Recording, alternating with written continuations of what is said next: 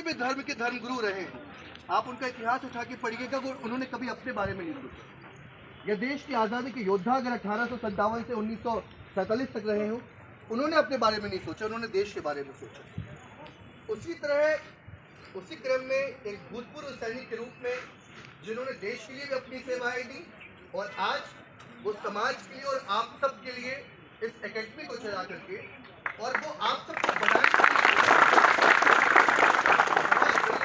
बहुत कम लोग होते हैं, ये उंगली में गिने जाने वाले लोग, ऐसे लोग जो समाज के बारे में सोचते हैं। लेकिन इतिहास उन्हीं का लिखा जाता है जो परहित के लिए सोचते हैं, परहित के लिए काम करते हैं। फिल्मी गीत है पुराना, उसकी 2 लाइनें हैं कि अपने लिए जिए तो क्या जिए, अपने लिए जिए तो क्या जिए, ऐ दिल तू जी जमाने के लिए। या फिर जीना तो है उसी का, जीना तो है उसी का जिसने ये रात जाना, जीना तो है उसी का जिसने ये रात जाना, है आदमी का काम औरों के काम है। एकेडमी के ऑलरेडी उदय भैया कर रहे हैं और मेरा पूर्व उनसे परिचय है, इसीलिए कार्यक्रम में मैं उनको आमंत्रित करने के लिए बड़े भाई आदरणीय साकेत श्रीवास्तव जी के साथ आया हूँ। आप बड़े भैया आकाशवाणी में उद्घोषक है विगत 2008 से, और हम लोग मिलकर के रीवा के सब सामाजिक संगठन के लोग मिलकर के कार्यक्रम रीवा में कर रहे हैं।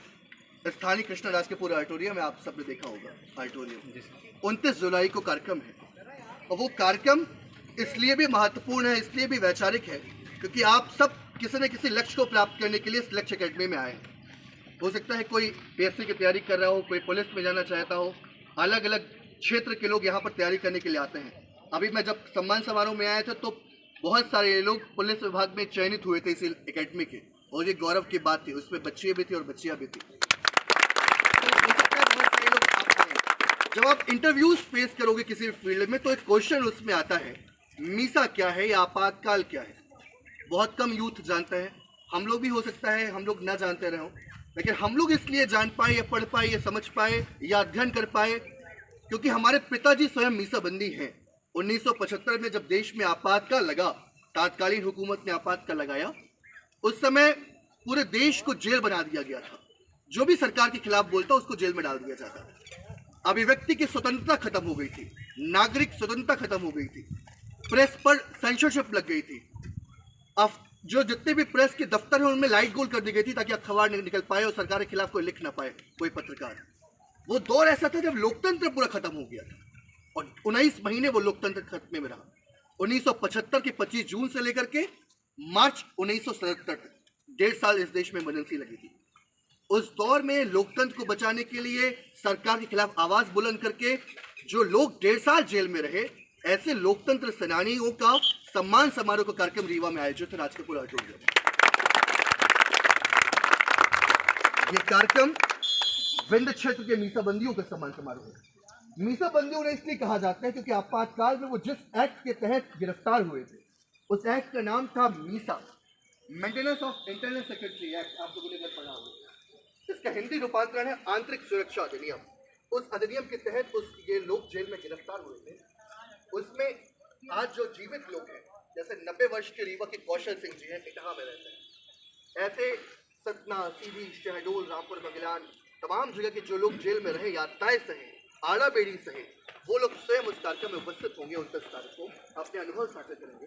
तो इसलिए आप सबको विशेष रूप से आमंत्रित करने के लिए हम और आदरणीय साकेत भाई यहाँ पर आए ताकि आप लोग उस कार्यक्रम में लाइव रहें, जुड़े, सुने अनुभव कि कैसे उन लोगों ने यातनाएं सही, देश के लिए लड़ाई लड़ी, आज़ादी के लिए लड़ाई लड़ी, दूसरी आज़ादी लोकतंत्र को बचाने के लिए। और आदरणीय उदय भैया को विशेष रूप से इसलिए हम लोग ये आमंत्रण पत्र लेकर के आए हैं क्योंकि वो स्वयं भूतपूर्व सैनिक हैं, सेना में रहे हैं, सेवाएं दी हैं, इसलिए वो ज़्यादा बेहतर तरीके से इस कार्यक्रम से जुड़ पाएंगे और उनके माध्यम से आप सब युवा जुड़ पाएंगे।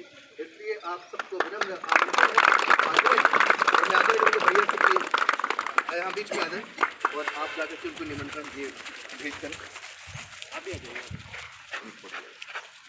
दीजिए सर।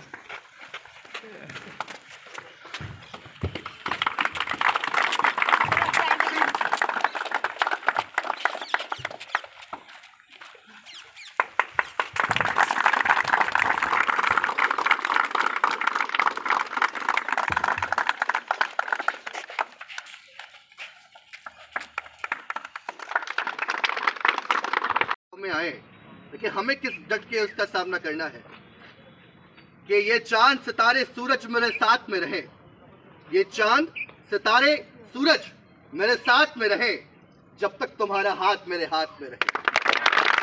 ये चांद सितारे सूरज मेरे साथ में रहे जब तक तुम्हारा हाथ मेरे हाथ में रहे, और शाखों से टूट जाए वो पत्ते नहीं है हम, आंधियों से कह दो कि औकात में रहे। आंधियों से कह दो कि औकात में रहे, और चलते चलते इतना फिर 29 को मिलेंगे कि जब टूटने लगे हौसले तो ये याद रखना, बिना मेहनत के हासिल कोई ताज नहीं होता। जैसे कि बात सुनी कि अगर डिसिप्लिन में नहीं खड़े होगे तो उतना और दौड़ाएंगे। ये जो आज आपके साथ शक्ति बरत रहे हैं, जब भविष्य में आप कामयाब हो जाएंगे तो इसी शक्ति को याद करके धन्यवाद देंगे सर को। जब टूटने लगे हौसले तो ये याद रखना, बिना मेहनत के हासिल कोई ताज नहीं होता, और ढूंढ लेना अपनी मंजिल अंधेरों में कहीं, क्योंकि जुगनू कभी रोशनी का मोहताज नहीं है।